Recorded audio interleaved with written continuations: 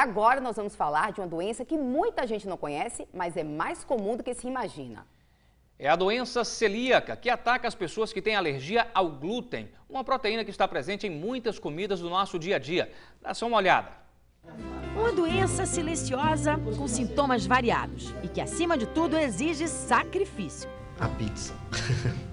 A pizza eu senti mais dificuldade. Os bolos e as tortas. O brigadeiro foi terrível para mim. Uma cervejinha de vez em quando também não faz uma falta. Jorge foi o primeiro dos irmãos a descobrir que era portador de doença celíaca. Há menos de 2 anos, começou a sentir fortes dores abdominais. Chegou a ser internado, perdeu muito peso e até chegar ao diagnóstico foi muito difícil. O problema era justamente o intestino, né? Totalmente descontrolado, aquele desconforto enorme. Você nem sabia que essa doença existia? Não, nem sabia. Eu sentia uma dificuldade enorme na digestão. O café da manhã e até o meio-dia eu não fazia digestão. O almoço, eu não tinha apetite no almoço, não tinha vontade de comer nada meio-dia, mas eu comia. E aí eu ficava mais cheia ainda. A questão da digestão que é fundamental com relação a quem tem a tolerância com glúten, porque quando você toma um café da manhã, geralmente no almoço eu não sentia fome. E hoje eu tomo o café da manhã, depois de 2 horas eu já estou sentindo fome. Então a digestão melhorou muito com relação ao glúten. Os irmãos fazem parte de um grupo raro. Eles descobriram que eram portadores de doença celíaca já adultos. A grande maioria dos casos é descoberta ainda na infância. A doença é provocada por uma reação alérgica do organismo ao glúten, uma proteína que está presente no trigo, cevada, aveia, centeio e malte. É ela que dá liga aos alimentos, como pães, massas, e é utilizada na fabricação de uma infinidade de produtos industrializados.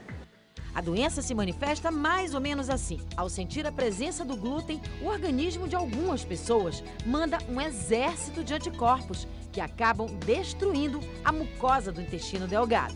Com isso, o ataque pode causar irritação e o intestino perde a capacidade de absorção de nutrientes, vitaminas, sais minerais e água. Não se sabe ainda bem de onde que vem essas alterações, mas existe uma predisposição genética. Como é feito o diagnóstico da doença?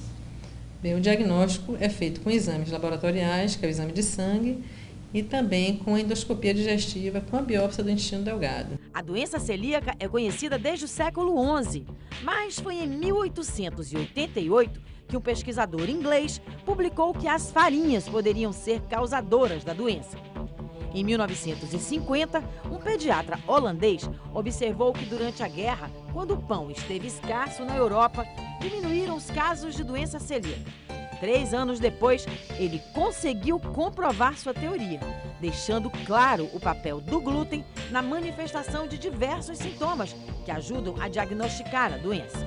Essas pessoas ingerindo esses alimentos vão ter sensação de desconforto abdominal, dor abdominal, tipo cólica, diarreia, podendo até levar a um quadro de desnutrição, perda de peso. O problema é que quase tudo que é gostoso contém glúten. Uma bela macarronada, pães, tortas, até alguns tipos de sucos industrializados contêm glúten como conservante. A proteína não tem valor nutricional e está presente nesses alimentos com alto valor calórico. Algumas beldades da TV e do cinema descobriram que um caminho rápido para emagrecer é cortar os alimentos que contêm glúten. Assim cortam também muitos carboidratos e, óbvio, emagrecem. Mas atenção, segundo os especialistas, o corte total de glúten é perigoso para quem não é alérgico. O que acontece? Você tira o glúten está nos alimentos, basicamente nos carboidratos, e se essa pessoa não repõe a quantidade de caloria que aquele carboidrato vai lhe dar, então pode ocorrer alguns problemas. Primeiro, problemas nutricionais, né, desnutrição, além da perda de peso. Anemia, tonturas, síncopes por uma hipoglicemia que isso pode causar.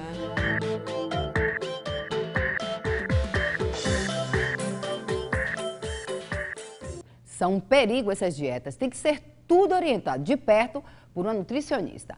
Mas o que você vai ver agora é como quem tem doença celíaca pode adaptar a alimentação para que ela fique mais saborosa. Tem uma receitinha simples de dar água na boca. Confira aí. A doença celíaca não tem cura e exige uma rotina de muita disciplina, mas basta uma semana de abstinência do glúten para se livrar dos sintomas. Por isso, o sucesso do tratamento depende de persistência e de uma vigilância eterna, constante ao rótulo dos alimentos. Essa é a rotina de Ademara. Nada entra na casa dela sem que os rótulos sejam vasculhados com toda a atenção. Essa disciplina começou a fazer parte do dia a dia da filha, Natália, de 14 anos, antes mesmo dela completar 2 anos de vida, quando a doença celíaca foi diagnosticada. Natália, para você, como é que é hoje? Você chega no supermercado, como é que você faz? Já se acostumou? Já desenvolveu algum truque? Eu já, a gente já sabe onde tem, eu não contém glúten em todos os produtos, então a gente sempre é prático nisso, em olhar e procurar as coisas, então a gente já sabe. Vai rapidinho? Rapidinho, eu pego o produto, bato o olho e vejo o que tem. O problema é que é raro encontrar um supermercado que tenha uma seção exclusiva para produtos sem glúten, normalmente mais caros que os produtos convencionais. Com o tempo, a Ademara também aprendeu a driblar os preços. Aqui a gente ainda tem pouquíssimos produtos, mas eu peço, tem produtos no sul, em outros lugares a gente pede pela internet e aí mandam pelo correio, a gente geralmente faz uma caixa, uma compra maior, fechada, que sai muito mais, vale a pena. É porque os produtos ainda são bastante caros. Bem caros, em relação aos que não contêm glúten, com certeza. Em casa, a alimentação de Natália é vigiada de perto. Na despensa, comidinhas especiais, biscoitos, massas, leite, tudo sem glúten. No almoço, a comida caseira, salada, feijão, arroz, frango. Isso sim, tem sinal verde. Foi difícil na sua infância viver sem tantas coisas gostosas que todo mundo pode comer? Eu lembro que quando eu era pequena, na minha escola, a gente sempre levava lanche de casa. Aí todo mundo ficava brincando de trocar o lanche e eu não podia trocar o lanche com ninguém, porque eu não podia comer a comida dos outros. E como é que foi sua infância toda para você se adaptar a essa limitação? Não poder comer coisas gostosas como pãozinho, por exemplo, não poder comer um sanduíche. Como é que você passou por essa etapa? Não, no início eu achava difícil, só que eu nunca comi, então eu não sei o gosto. Então eu acho que pra mim não faz diferença. A gente foi se adaptando a casa, a alimentação de todo mundo, toda a família. Os avós também tiveram que também conversar com a médica para entender o que ela podia se alimentar. E na escola, que foi mais difícil, a gente teve reunião com a diretora da escola, que ela não podia compartilhar o lanche, não era tudo que ela não podia comer, ter contato com nada de outro colega. Só a alimentação que ela levava de casa. É uma rotina para sempre olhando o rótulo dos alimentos. O mais importante também é olhar os rótulos dos alimentos, porque o glúten ele está presente inclusive em alguns xaropes de crianças, então tem que ter esse cuidado. É difícil viver sem o glúten? A gente já encontra pão sem glúten, macarrão sem glúten, por exemplo, macarrão à base de arroz, à base de soja, porém ainda são produtos um pouco mais caros. Mas o bom macarrão a gente pode substituir pelo arroz e o pão a gente pode substituir pelo aipim, pelo inhame, pela banana da terra, pela boa tapioca, fazer um beiju. Lembra dos irmãos da outra reportagem? Eles garantem que a vida sem glúten está bem melhor. Você dorme bem, você tem uma disposição assim enorme, não tenho dúvida disso. Aí, para mim, me fez muito bem mesmo fazer essa dieta aí.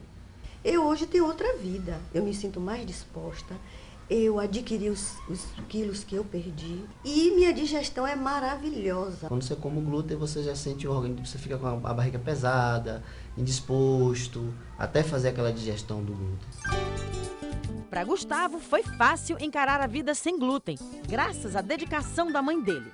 O menino tinha 4 anos quando Meire descobriu que ele sofria de doença celíaca.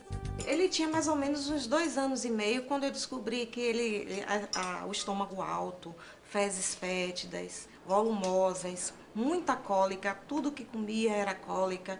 E aí então eu procurei a gastro e foi quando detectou que ele tinha essa intolerância. Aí você teve que correr atrás. Eu tive que providenciar, me especializar um pouquinho e conhecer mais um pouco sobre a doença celíaca, porque aí depois de 1 ano de dieta realmente sem o glúten, ele começou a melhorar. E assim, sempre eu tô mantendo a dieta, porque se eu sair alguma coisinha da dieta, ele vai apresentar cólica.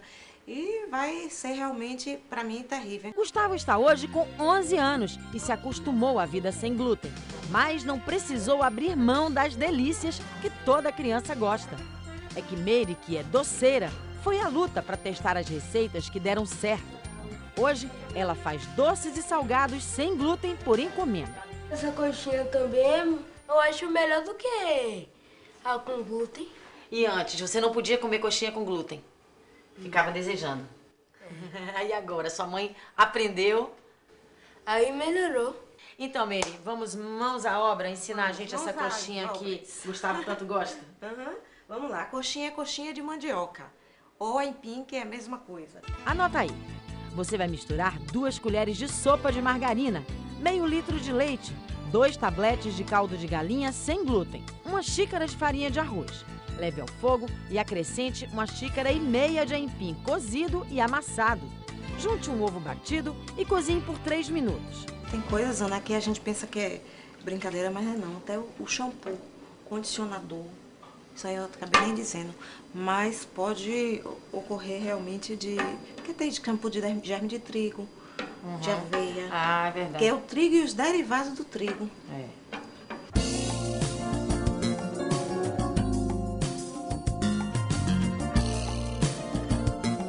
Esfria, só sovar a massa. E aí a gente vai modelar as coxinhas, vamos passar no milho. E aí nós vamos pegar um pouco do recheio. Ó. Que é o que? Generoso. Aqui é o frangozinho recheado. Ele desfiado depois de recheado. E aí a gente coloca o tempero de preferência.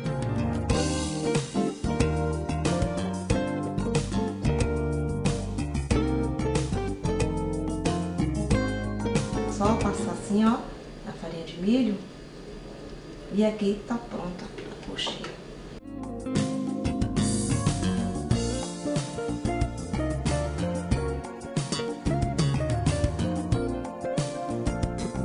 E nessa luta para que Gustavo não ficasse privado das delícias que toda criança adora, Meire acabou se especializando e prova que é possível fazer um verdadeiro banquete com 0 de glúten. Meire, me ajuda aí. Aqui é pão de queijo. Pãozinho de queijo Minas, biscoitinho de araruta, bolinho de estudante, cajuzinho de amendoim, pão de aipim e as coxinhas que nós acabamos de fazer. E as coxinhas que Gustavo, diga-se de passagem, está louco para devorar. Pode atacar.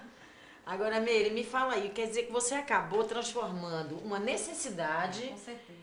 Em negócio. Negócio já ajuda a complementar a renda e realmente eu estou tentando me especializar, já vou fazer um curso de gastronomia e realmente eu estou fazendo já o buffet completo.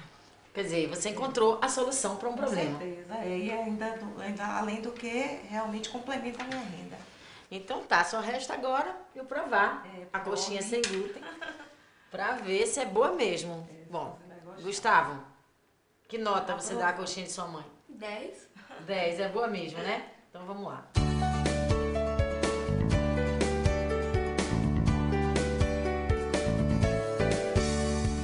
A massa de aipim, então a massa muito leve, gente, muito boa, viu? Vou aderir. Daqui pra frente, vou aprender essa receita, viu, Meire? Obrigada.